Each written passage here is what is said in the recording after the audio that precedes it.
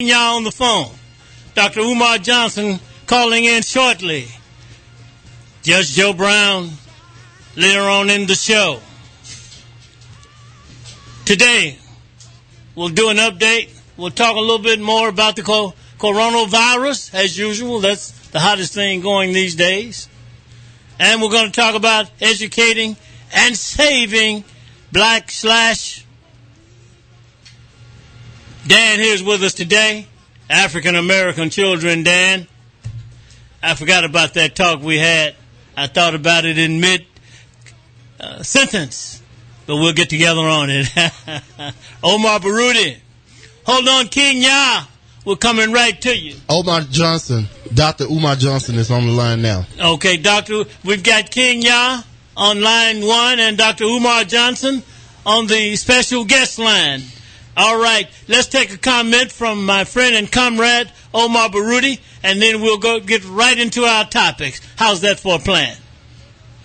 I'd like to thank the listening audience for tuning in. I'd like to remind everybody that this program is brought to the households in the listening area for the children in the household. We're always about the children. And with that being said, we've got two very wonderful presenters today who will help us with this message. Yes. Let's go ahead and get started. All right. Dr. Umar Johnson, can you hear me? Dr. Umar Johnson. Yes, sir. All right. All right. Let's discuss the virus momentarily before we get into our most precious topic.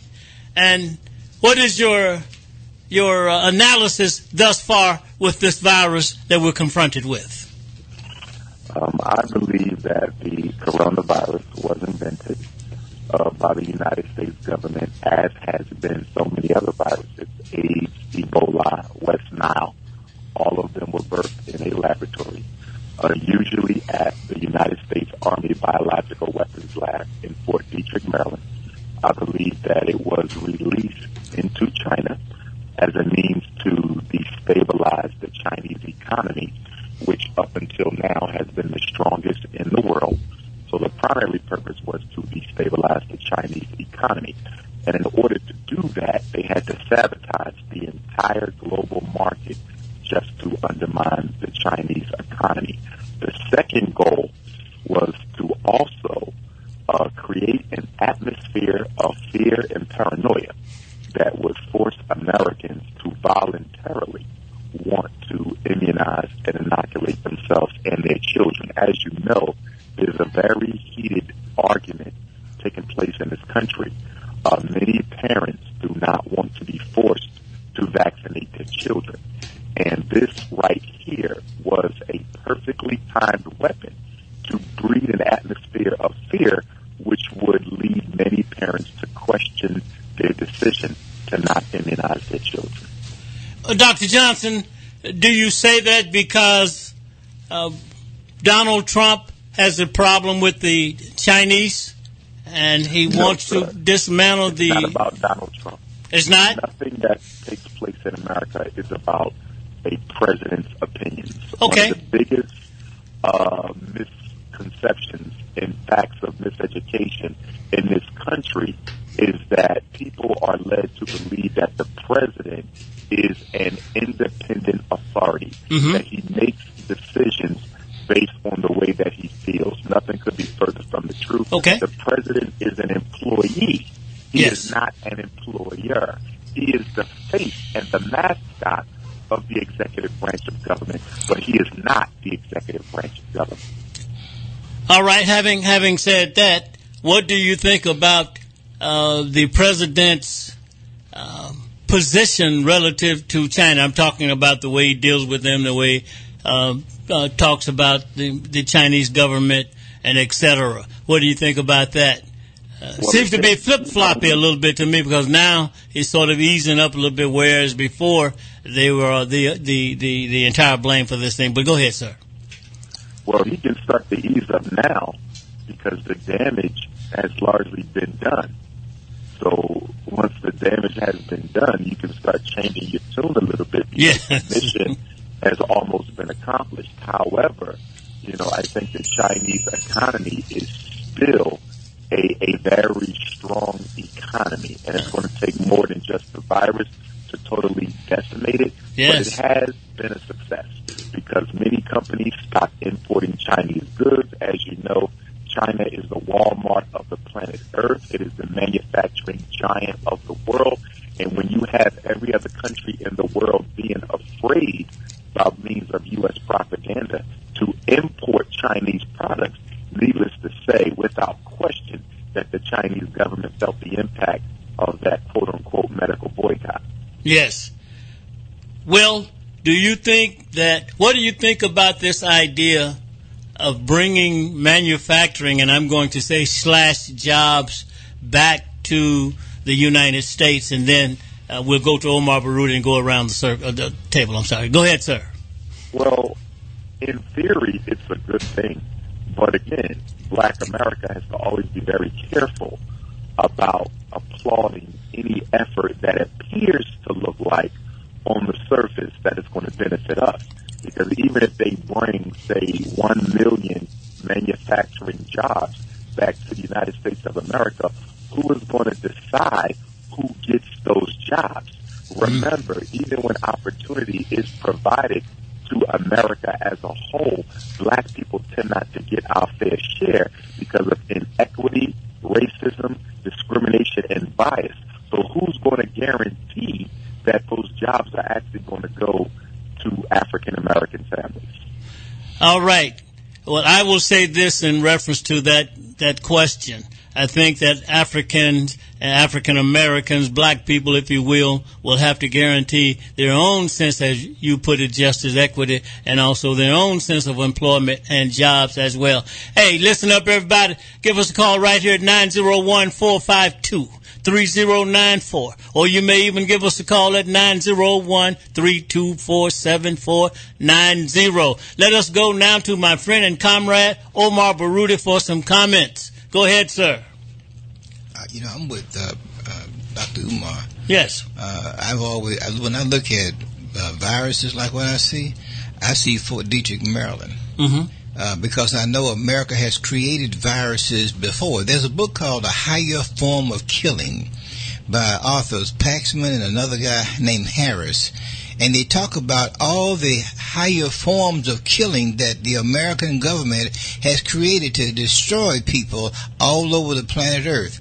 And a lot of these are just biological weapons. Mm-hmm. And they specialize in that. Fort Detrick, Maryland is a site in Maryland, in the country, mm-hmm. where they make biological weapons designed to kill people, and even sometimes by ethnic origin in the world. Mm-hmm. They have something that can kill you just because you are Black, or you have something in your DNA that makes you an African.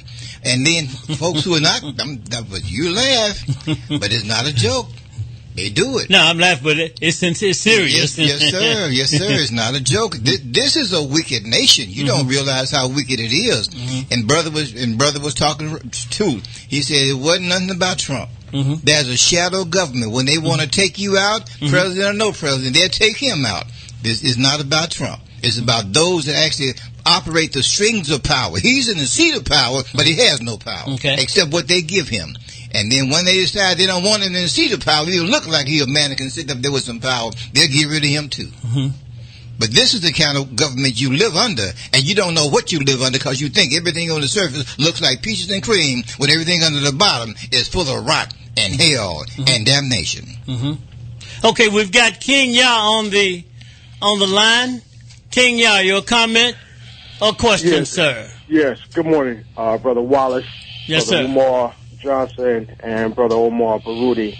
Yeah, I certainly agree with, the topic and what the brothers have said and what they've alluded to.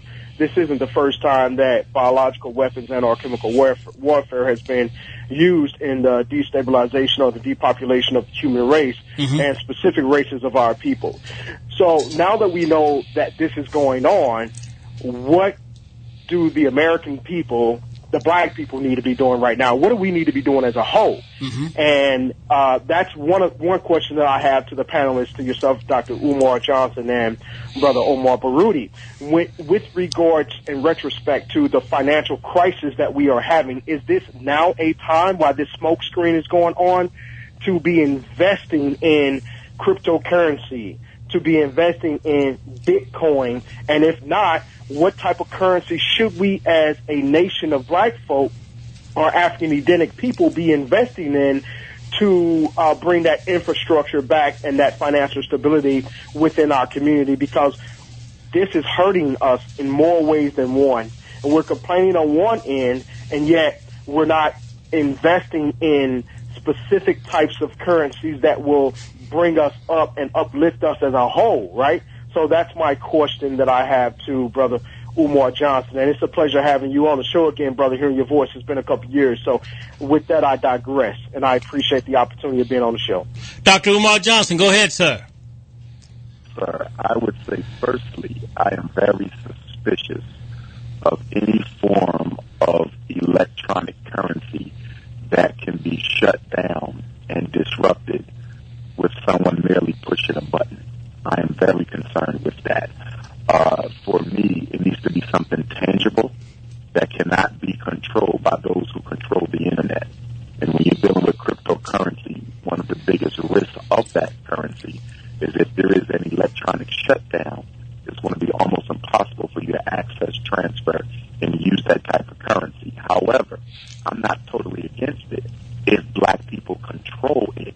But if you don't control the market, then you don't control the currency. So if it is going to be a digital form of currency, a crypto form of currency, we need to make sure that we control it from the top down. It must be something that we created. We cannot be using another person's means of financial exchange. We must have our own. But I am more apt to side with those who believe we need a tangible form of currency that we regulate ourselves. Here's what I want to say about this epidemic, this pandemic that we're amongst right now. To me, there is a silver lining within this cloud. And the silver lining within this cloud is that it gives black people, not just in America, but Africans globally, an opportunity to purge ourselves of our addiction to white culture. See, black women who are used to buying weaves and perms, well, guess what? The stores are shut down. You're used to sending your kids to white teachers to be educated. The schools are shut down. You're used to going to restaurants and fast food places to eat where they're not allowed to dine you indoors. You can pick up. And in some states, they're shut down as well. So what I like about this is that it forces black people to get off of the white man's breast. It forces black people, for once, to do something on their own without looking for a handout from the white power structure. This is the first time in a long time that we have been forced to do for ourselves, which is something we should have been doing a long time ago.